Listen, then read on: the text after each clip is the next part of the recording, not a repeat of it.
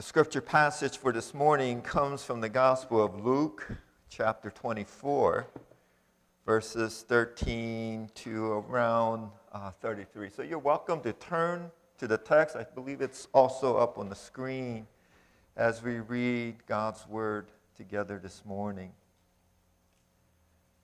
That very day, two of them were going to a village named Emmaus, about 7 miles from Jerusalem.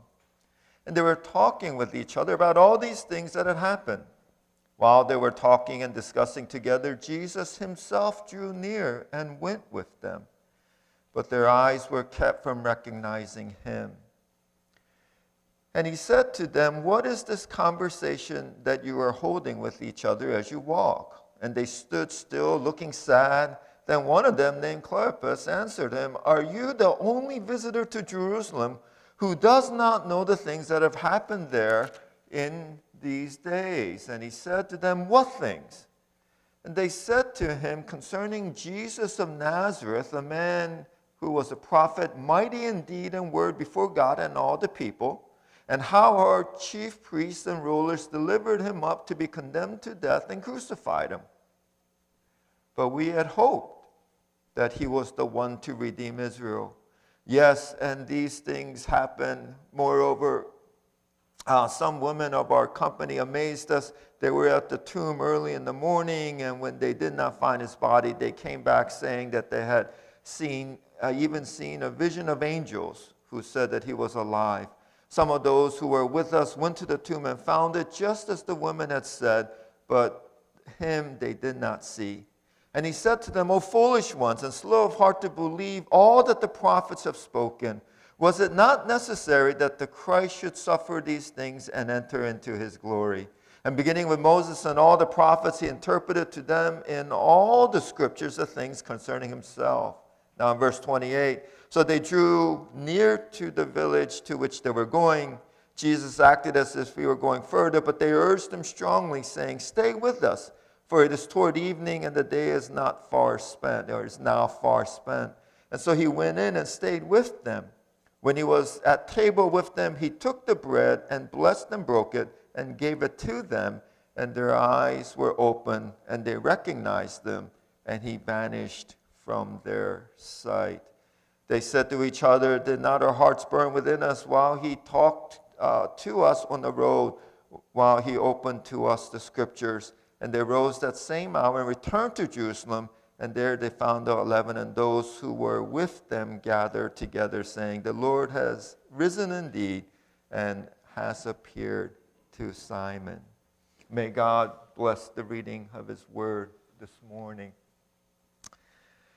Theme for this Sunday sermon is on the resurrection. Usually we reserve the resurrection themes for Easter Sunday, but it comes up on this particular Sunday because we're preaching through the scriptures and the topic falls in line with the cross that was preached last Sunday. So in these last few months, we have traced in the briefest manner the life of Jesus from his baptism, where in his baptism by John the Baptist, it ignited the gospel message about the kingdom of God, that it is at hand, the good news, to his temptations in the wilderness after 40 days of fasting, to his signature Sermon on the Mount, where he describes what kind of individuals are in the kingdom and how they are to live their lives, to the way the kingdom is established, through servanthood, not through the sword, through the cross, not through violence. And then the consequences of rejecting his kingdom, eternal separation from God. And then finally last Sunday, as we talked about the crucifixion of the King, which leads to the forgiveness of sins, as well as the establishment of his kingdom. Now, what follows after the cross is obviously the resurrection. And the most common way that the resurrection has been understood is that God the Father has accepted the sacrifice of his Son for the forgiveness of our sins. And in one sense, that's certainly the case. It is true. But we also need to remember that the story of Scripture, that in the story, that the death of Jesus on the cross is the death of the Passover lamb. The cross must be interpreted through the Passover meal, that the Last Supper that they celebrate that leads to the cross, that those events must be interpreted together. This means that the New Testament story must be understood in the light of the exodus of Israel from Egypt.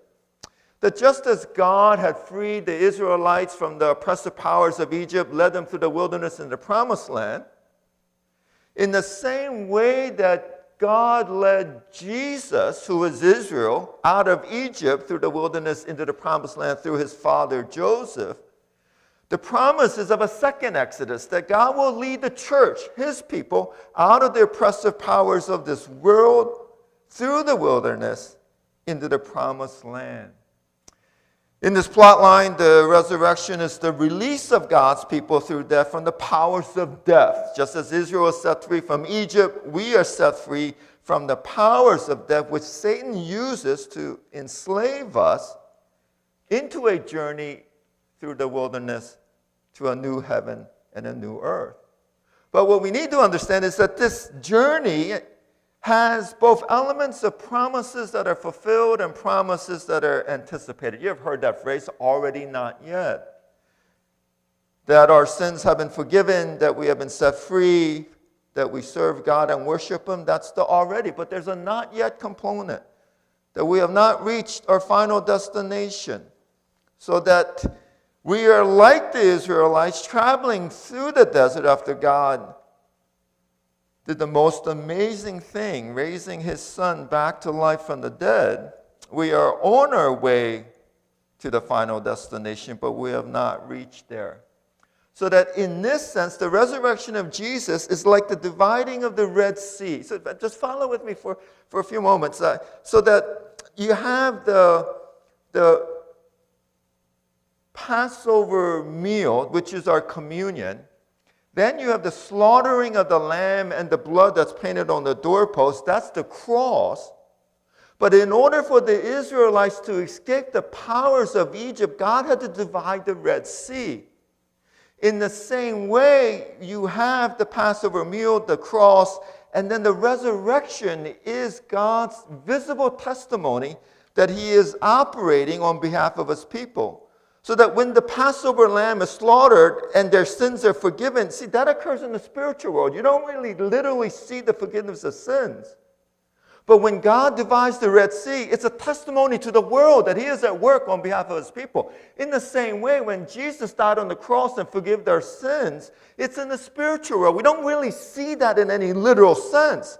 But the resurrection, see, that's God's visible testimony to the world, that he is working on behalf of his people. So that right now we are on our way to New Jerusalem, the Garden of Eden, just as the Israelites were on their way to a land filled with milk and honey. And in Luke 24, what we find is the people of God, these two disciples, journeying together. And from this journey, I feel like we can get an understanding of how we are to live our lives after the resurrection, but before we get to heaven. So just 3 quick points this morning. Number 1, we walk in community. Now, in one sense, that point is so simple, and yet in its simplicity, I think sometimes we forget its importance. Because I do not believe it is coincidental that these disciples are not walking alone. They're walking together. There's 2 of them traveling from Jerusalem to Emmaus. And just as Jesus sent his disciples 2 by 2 to share the gospel, just as he discipled them in groups, we find these 2 disciples walking together, sharing their pains of a hope crushed at the foot of the cross. And when they speak those words, and the words that I just want you to remember this morning, but we had hoped that he was the one to redeem Israel. And when I hear that phrase, but he had hope, you sense the mourning, the despair that fills their hearts as their dreams have come crashing down when something turns out to be just too good to be true, when hope is stillborn. A job application that is rejected, and you thought the interview went so well, and you thought you had it in the bag, and then you get that email. You didn't get the job. The moment that you hear about the news of cancer, and you have so much that you had planned and wanted to do and to experience.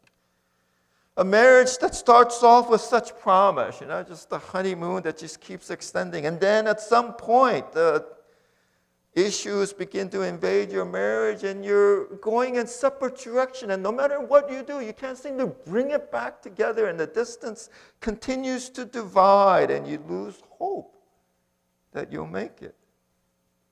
A betrayal from a friend. Of all the people, I didn't think it would be him that would betray me.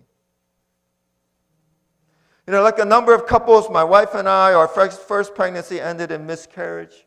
When we first heard the news, and we were just so excited, we were starting to think about all the possible names, and do you want a boy or do you want a girl? And then that standard line, it doesn't matter as long as it's healthy.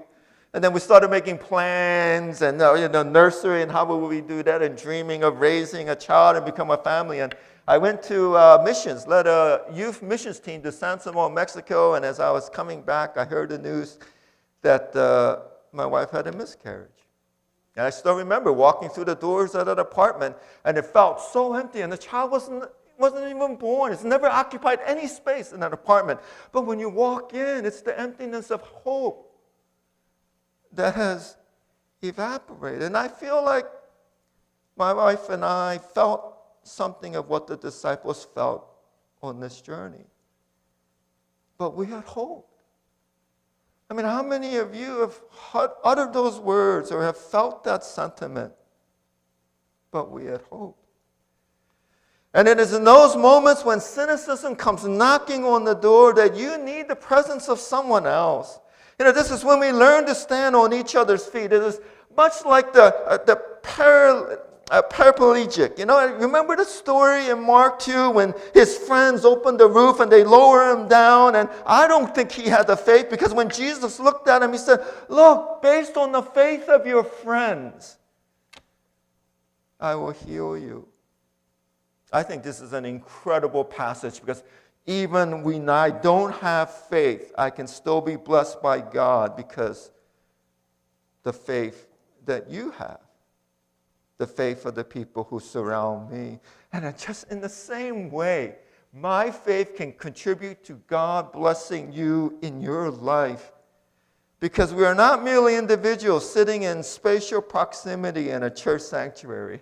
This is a guy's definition of spending time together. Wife says, "We never spend time together." And you say, "Yeah, we were in the same room all night last night." You never said a word to each other, but see, that's a guy's definition. No, it's far more than that. We're individuals connected deeply by each other by our faith. Not just because we believe in the same doctrine, and not because we're the members of the same church, and not because we have the same spiritual experience, but far more than that, in some mystical way, your faith is spreading out from where you are sitting, and it's connecting to the people around you, and that faith locks us together as a group of people. It's like, you ever see those pictures of people that lock their arms together, right? You stand stronger when it's locked. When you're standing by yourself, it's easy to push you over, but not when your faith is locked in together.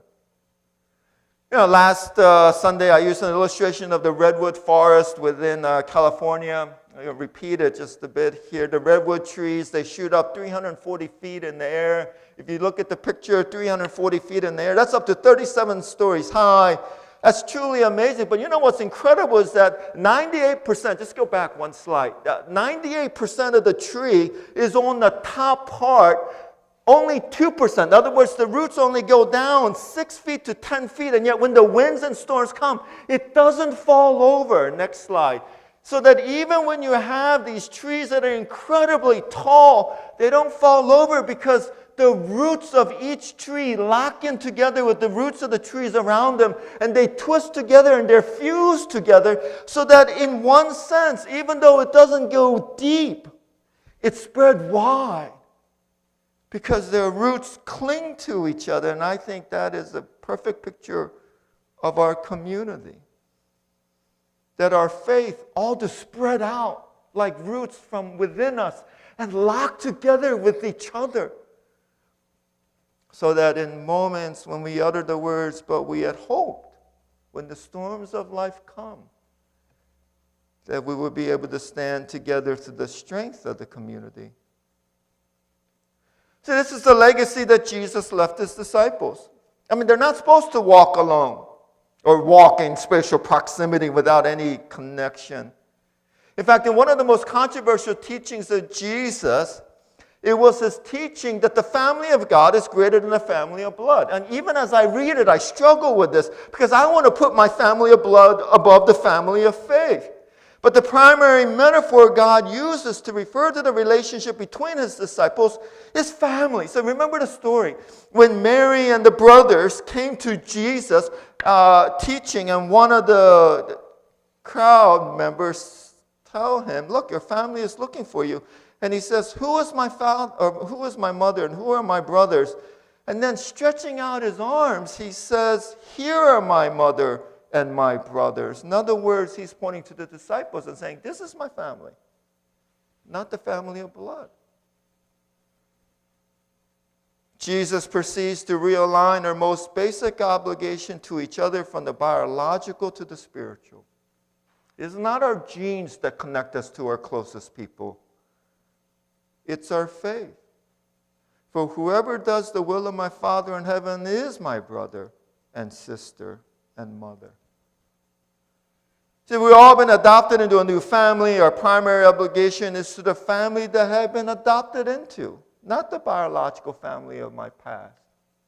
So that, remember that one scene where Jesus is gathering disciples, and one of the disciples comes up to him and says, look, I will follow you, but first let me go and bury my father.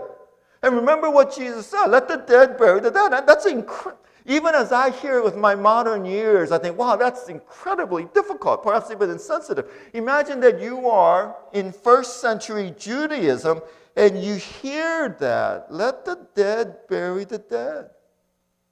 I mean, one of my primary obligations as a son is that when my father passes away, that is my obligation to honor him by having a funeral to show my respect.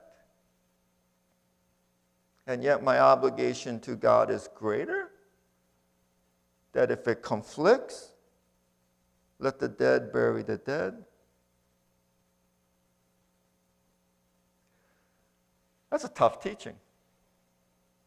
But this is Jesus' way of realigning our discipleship, that our loyalties lie more with our family of faith rather than the family of blood.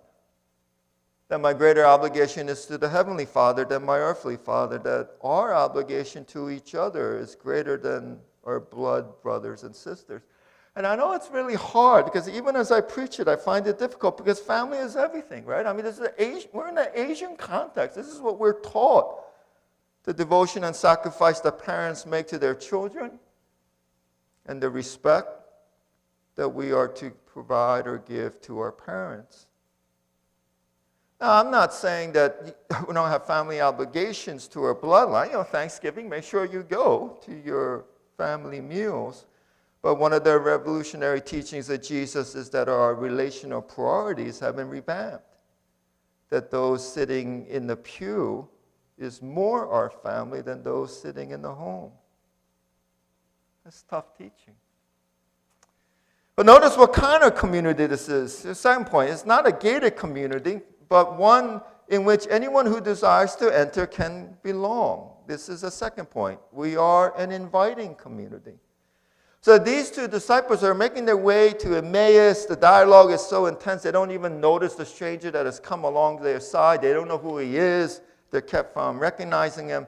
And then the stranger is there long enough to realize how intense the conversation is. And he asks them, what are you guys talking about? And Cleopas takes a long look at him, trying to figure out who this guy is. Because there's only one topic that can be discussed that day. This is sort of like asking two guys sitting in a bar in Brooklyn, what are you talking about in September 11th, 2001? There's only one topic that's discussable. And Cleopas says, haven't you heard what's going on? What things? The stranger replies. And the disciples shared the gospel. So they're sharing how Jesus came with power and he taught, and how he was arrested and crucified, and how he spoke of rising on the third day, and how they struggled to believe that. But some women among them had gone and discovered the empty grave and how some of them had gone down and seen that the grave was empty. And the stranger comes along, and the disciples include them in their conversation, and they share the story of Jesus, and then they listen to him when he has things to say. And they're dialoguing back and forth, learning from each other. And at the end of the journey, when they reach their destination, they invite him into their home, hospitality for a stranger. The community of God is an inviting community. The doors are always open. No one is ever excluded. And this inclusion also includes those who are already in the community. I'm talking about the women that's among them, that they are given a role in the passion and resurrection narrative that has caused many to wonder why.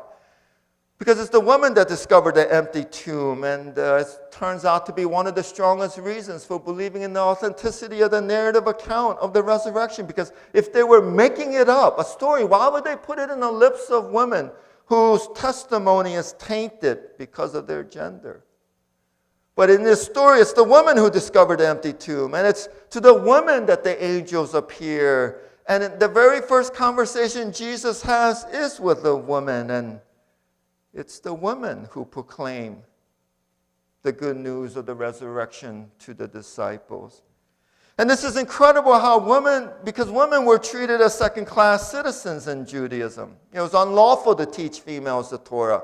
They never sat in the main part of the sanctuary. So if this was a sanctuary, all the men would sit in here. The women would be sitting behind closed doors with a curtain that was spread out. Now, women couldn't speak in the synagogue. If you had a question, you didn't ask. You went home and then asked your husband. Life under Judaism for a woman was somewhat similar to life for a woman under the Taliban. Yet from the very beginning, Jesus includes the women in all of his teachings. Mary had chosen the better option by sitting at the feet of Jesus. Women followed Jesus as disciples, and they were the ones that funded much of his ministry. And then at the cross, when all the men, disciples, fled, it was the woman that stayed behind. In fact, I think we know what occurred on the cross on the later stages because the women were there and they offered eyewitness testimony to the writers of Scripture.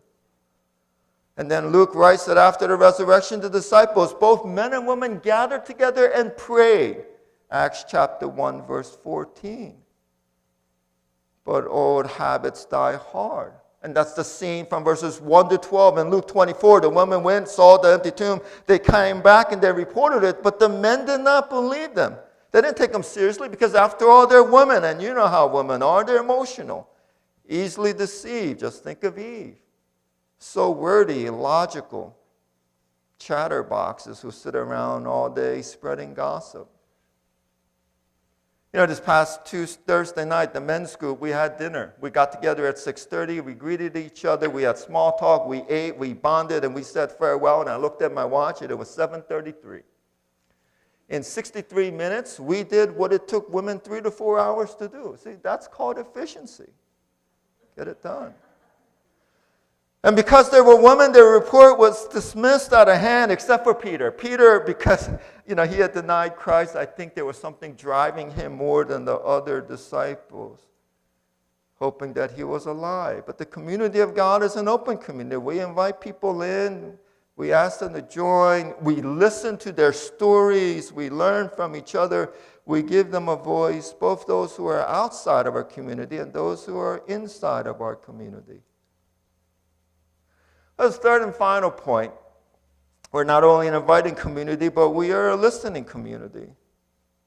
Jesus comes alongside the two disciples and, what's going on? And Cleopas is shocked because this man is so ignorant. He's got to be the only one that doesn't know it. And so Cleopas goes on an extended lecture on all that has happened. And the irony of the story is that among all the people in the world who knew what's going on, it's Jesus, right? Not only is he God, but he's the one that experienced it from the inside out. And not once does he interrupt Cleopas.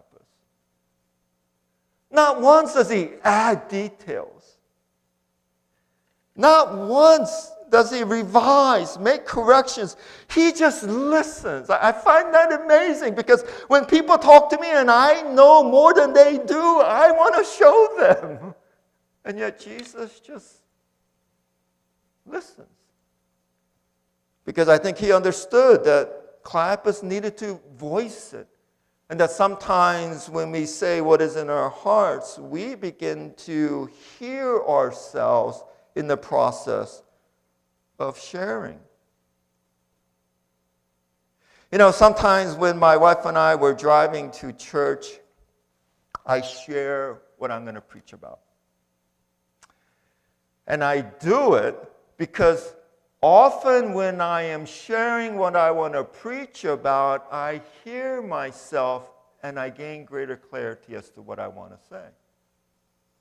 And my wife has learned over the years that it's not so much that I'm asking for advice or correction, because, you know, when you're driving to church to preach a sermon, it's a little late to make certain changes.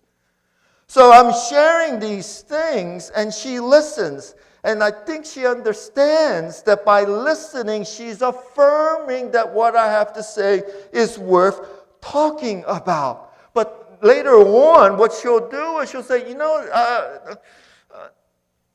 I think you might need to clarify this point just a little bit.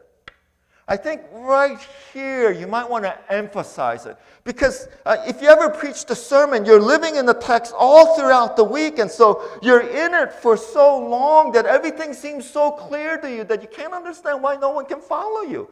Because you've been in it. And what my wife does is she offers fresh ear. She's not heard it before. And when she speaks, I listen. But it's because she's already listened to me.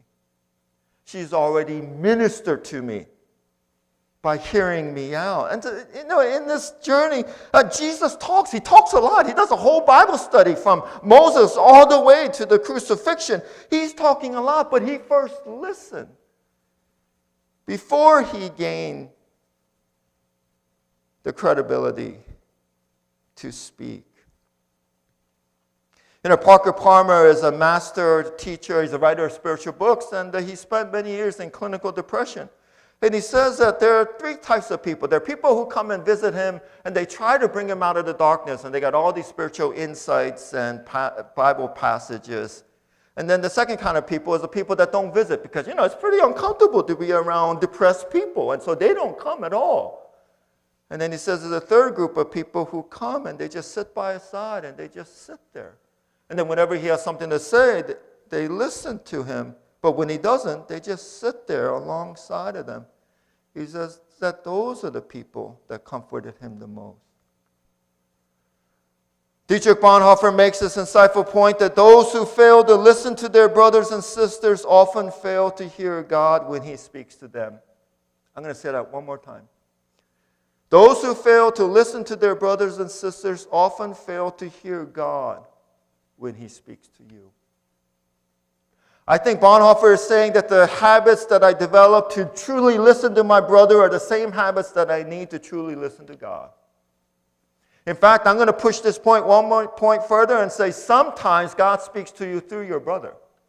The reason why you don't think he's speaking to you is because you're not really listening to your brothers and sisters. This past week, I had a chance to read the new memoir by Phil Yancey. Phil Yancey is a family, like all of us, my daughters, my wife, myself, we have read at least one of his books, if not many.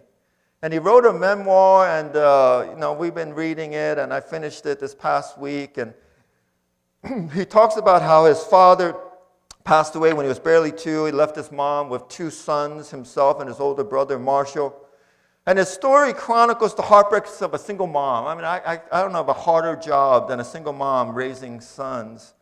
And the single mom experiencing loneliness, financial stress, the doubts, and then the theological tension, because this mother was a fundamentalist, pretty radical. And then the sons had an evangelical faith, and there was this divide. And every time they tried to connect, to bridge the gap, it would misfire, and there would be conflicts and arguments. And after several years of that, every time one side tried to say something, it was listened through a set of filters that distorted what was said, so that they were speaking right past each other. And the brunt of the mother's frustration and anger was directed at the older brother, Marshall, because he wanted to attend Wheaton College.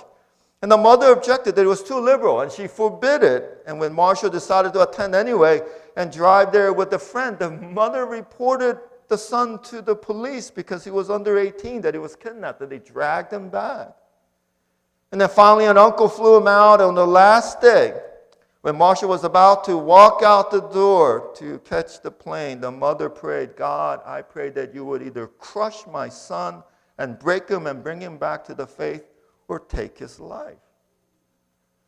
A prayer that not only haunted the elder son for 40 years, he just couldn't let go of that prayer. I mean, how does a mother pray for her son like that? But the prayer haunted the mother as well. I mean, kept coming back. How does a mother make a prayer like that for the firstborn? And yet she could not apologize. She could not repent. She rationalized. It's better to be casted into the hands of Satan with the possibility of repentance than go to a liberal institution like that and end up in hell. She felt like she was trying to save a soul. And during the entire time, Phil Yancey found himself in the middle. He's in the middle. And he's the bridge. And when the mother wanted to say something to the elder son, said it to him. And then the elder son to the mother went through Phil. And Phil himself felt the heat of his mother's anger as he wrote about the racism of the South and as he quoted heretics like C.S. Lewis in his book. And then he felt the disappointment of his brother Marshall. Marshall's like, man, how can you go and visit mom? How can you sit there and talk to her after all that she has done to us? And in fact, in Phil's wedding, when they were taking the family picture, the mother would not join the photograph because the elder son was in it. It's just conflict after conflict. But over the years, as they grew older and mellowed out, little cracks began to appear, and the mother began to soften from her granite heart spirit over that curse she had uttered over her son. And towards the end of the memoir, this is what Phil Yancey wrote. I just want you to read that with me. I would love to end our family story with a scene of reconciliation of two brothers gathered around the matriarch in a hospital bed receiving a final blessing. What a great scene that would have been. As a son and brother, I find myself crying out for such a scene of resolution and healing. I have seen thawing in my family, especially from my mother, but nothing so sanguine as that scenario. Life rarely follows a fairy tale script, at least not on this side of heaven. Yet it says that there were a foretaste in that direction. He notes how towards the end of his life, his 96-year-old mother asked him twice, does Marshall still think of me as his mother? A question that's tinged with guilt and regret and a little bit of, boy, I wish I had a second chance in raising my kids. What parents sitting in here have not had that wish to some degree? When Marshall was reduced to a wheelchair after a blood clot in the brain, he got into an accident, he wrecked his wheelchair, and so the mother dipped into her meager savings and brought him a new wheelchair. And it's sort of an apology, but not in words. But it's a gift that says, look, I still think of you. And with each step, Marshall's own decades of wall building slowly crumbled, but never to the point of writing. He never wrote to her, and he never visited her for 4 decades. He never said a word to her. But Phil Yancey says, when we talk about our childhood, his voice is not filled with such venom as it used to be. See, this is the resurrection, the promise of a thawing, that things are warming up, that God has started something new, a renewal. It's enough to hope to begin the journey, but it's never enough where you don't have to have faith. You can have hope, but you still have to have faith, because the journey is filled with moments of darkness when we utter, but we had hoped. See, this is the resurrection, just enough to feel the coming of spring, but never the full warmth of summer. See, this is the resurrection when the prodigal son returns home and the father runs down and welcomes him back, but not enough for the elder brother to come back in and join the festival. Just enough to get you started, but never enough to say, I don't need faith anymore, because we are not there. It is in these days of in-between, the kingdom that has come and the kingdom that we await, that God has gifted us with the gift of community.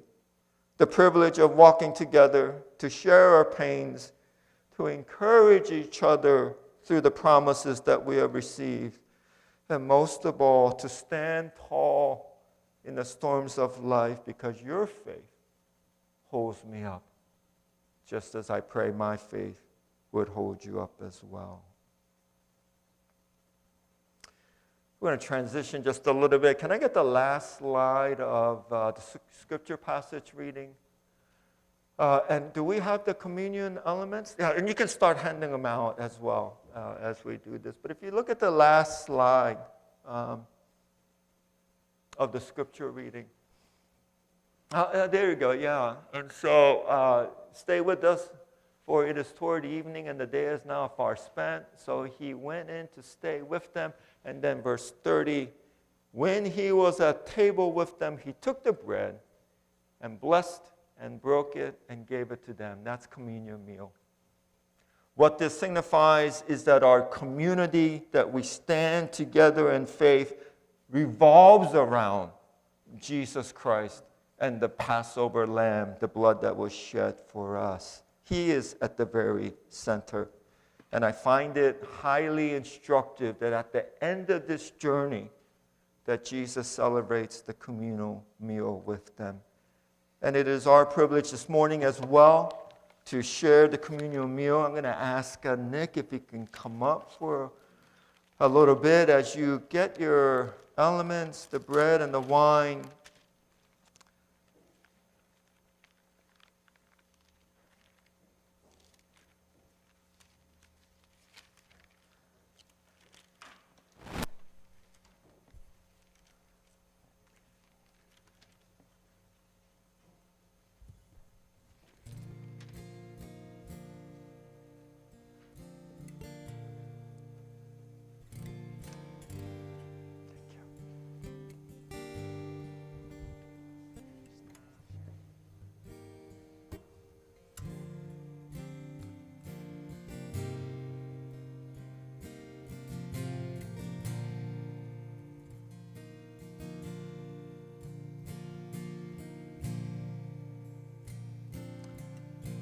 And then on that Passover evening, Jesus gathered his disciples together for one final meal. And he took the bread, and when he had given thanks, he broke it and gave it to them, saying, "This is my body, which is given to you. Do this in remembrance of me." And his disciples took the bread together.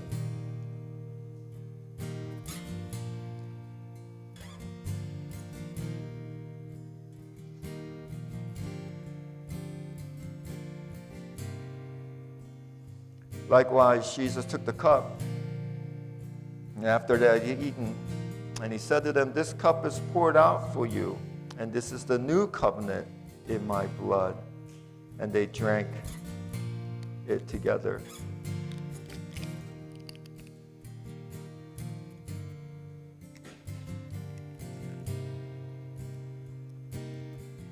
I'm going to ask that you bow your heads for a moment. And give you a few moments to meditate and to pray and to connect with God. And I'm going to ask Nick to continue playing, and then in a few moments to bring us out together with the final closing response song.